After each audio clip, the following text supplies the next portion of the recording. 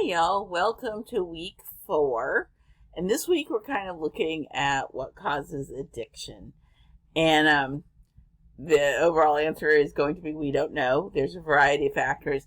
But the cool thing about this week is, I have to look at his name to say it right. We're going to look at Bronfenbrenner's. Too many syllables for me to say that on my own. But we're going to look at his ecological view. And that is just fascinating. And what it's doing is it's looking at all the components of a person and how they interact and how then addiction comes into play with that. And there's a really good case study in one of the activities you're going to do today to look at the multi-layers of personality development and then how addiction plays into that. And on a couple of your journals, I wrote about Bruce Perry, and this is really getting more and more into that. So Bruce Perry wrote the book with Oprah Winfrey called What Happened to You. And I really didn't want to like the book because I didn't want a popular level celebrity talking about psychological principles, but I'm a huge fan of Bruce Perry, so I read it, and it is awesome. I hate to say it, but it is awesome. And what they propose and what Bruce Perry has become a huge proponent of is we need to look at people and what happened to them, not what's wrong with them. And this is kind of what we're just going to call him Bronfenbrenner. That's not right. I should learn how to say it correctly. I know. Bronfenbrenner. So if I say it wrong, just fill that in. But that's kind of what he's looking at.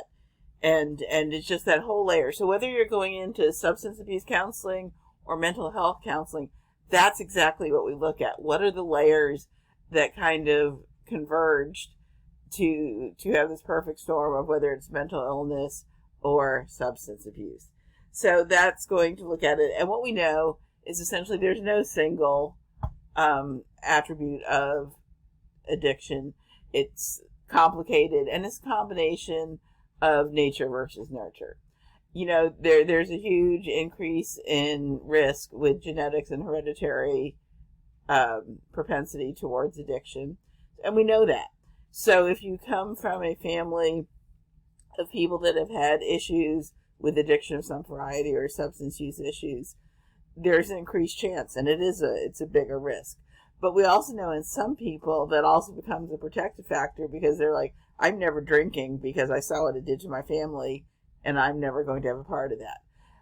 And then there's some people that because of role modeling have watched that's how their parents or whoever have deal with emotions.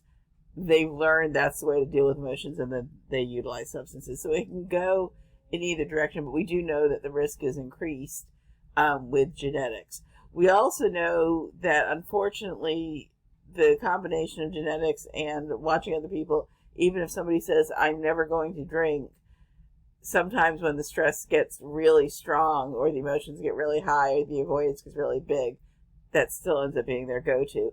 And then there's a whole shame piece that goes with it because, like I said, I was never going to do this. So then it becomes extra complicated. So the answer is, what causes addiction? It's complicated. And I won't really ask that on a quiz ever because it really is very, very layered. And that's why Bronfenbrenner, I think I got it close that time, looking at his model is kind of cool. But also just remembering people are multifaceted. And the level of resilience in some people is higher than the level of other people. And so you've got to look at those layers and that sense of self. If you're already dealing with low self-esteem and things get overwhelming and you know that a substance will help your brain not feel any of the stuff, it's going to be a easier pathway to go that direction than a reinforced pathway. So, let's see. We also know that life experiences can really, really complicate stuff because that's part of the role modeling of parents. But if you're in a peer group where everybody uses alcohol to forget about their work week, it becomes a little bit more normalized and more natural. And so if you've got a genetic makeup that's going to lean more into that, trying to deal with that homeostasis and drawn to the substance, you could be the one that ends up with an addiction, even though you're drinking the same amount as the person next to you. So It's complicated. So now we're finally to a slide where I can see the name that I can't pronounce well. But Bronfenbrenner developed a theory of human development, and it's a great visual because it's looking at the individual, then the microsystem of the individual, and the family, the direct contact that person has. And then I love it, and this is still fascinating. He has mesosystems and exosystems that look at how do those systems interact. So if I have a parent who's super busy at work and gets super stressed out at work, and then brings that home, and I'm a 6-year-old, that I'm not necessarily having contact with the work environment, but it's impacting me.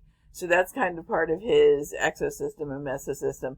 And there's 2 things on the assignments this week that are going to go more into that. And like I said, the one has a really good case study. And then the exosystem then looks at the local politics and media and the environmental stuff that's within the neighborhood, so to speak. And how does that interact with then the microsystem that then interacts with the individual, and how that all comes to play. And then you've got the macro system, which is the culture. And what are the cultural expectations, and what are the, idiosyncrasies? One of the things they know with Native Americans, there's a large alcohol problem on a lot of the reservations. And that's because the attitude is, this is what we do. And so then looking at that one's pretty concrete, but if you are living in a culture that says we don't talk about emotions, but you've got some big trauma going on, what do you do to numb those emotions? So I am really just giving you an overview. The articles and the YouTube video are going to do a much better job of actually explaining it to you.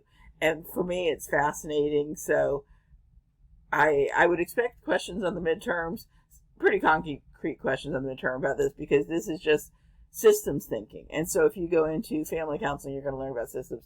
This is big systems. And so thinking about how that comes into play and how that influences what addiction looks like and is thought of within an individual, within the microsystem, within the macro system. So in this PowerPoint is on the assignment or the page with all the stuff on it. But this is the definition of each of the ecologies in his model. And here's the pretty picture. And if you can visualize this, then you can actually process what is going on in this person's world, and even then taking it to the next step, how does this influence recovery? And so thinking about that as you're reading the 2 articles. So this case study is pretty cool too, but I'm not going to read it to you. I'm going to have you read through it yourself and think about the different levels of impact. This is still the case study, and then this is applying it to the echo model. So if you look at how this is laid out, this is going to give you a very concrete view of what it means for Bronfenbrenner. So I would highly recommend that you download the slides. It's these exact slides, and go through them. And then it will kind of bring that whole ecosystem to life for you. So that's the slides you're going to be looking at. And then on the assignment page, our video will be right here, but I can't put the video in there until I do the video. And then this is the PowerPoint that you can download. That's the PowerPoint I just showed you. Then Johann Hari does a fascinating video on what we think about addiction and what the newer research is showing. Now, it's 2015, so that research isn't as new anymore. But he is looking at it in the social context and looking at what Portugal did with building connection versus isolation in recovery and the impact of that. And he brings up some super cool points. And then the rest is Bronfenbrenner stuff and how to start to think about his theory. This is going to be super important pragmatically because your final project with the echo map from the movie is all based on this theory. So starting to look at the case study, look at the YouTube video and the 2 articles, and thinking about how you can synthesize it and understand it, so then you can watch one of the recommended movies and do your echo map from it.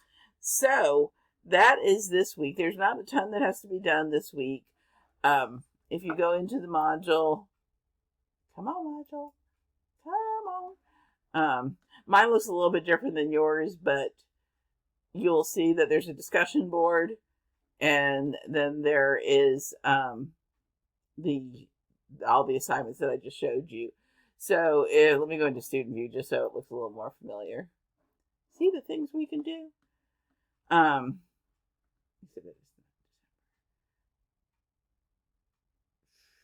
If I only knew my dates.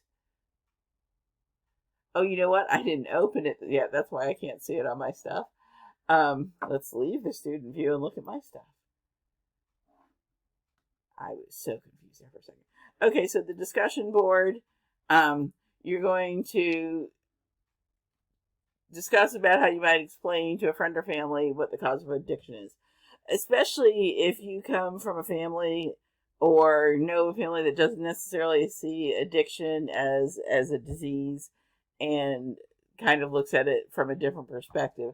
How might you explain this model with them without putting them on the defensive or arguing with them or stuff like that? And so being able to articulate in 5 to 7 sentences your thoughts on that, and then responding to each other and getting a good old discussion going. So if you have any questions, message me on Canvas or send me an email, and have a great week. Now you get to stare at me till I find my off button. Ha!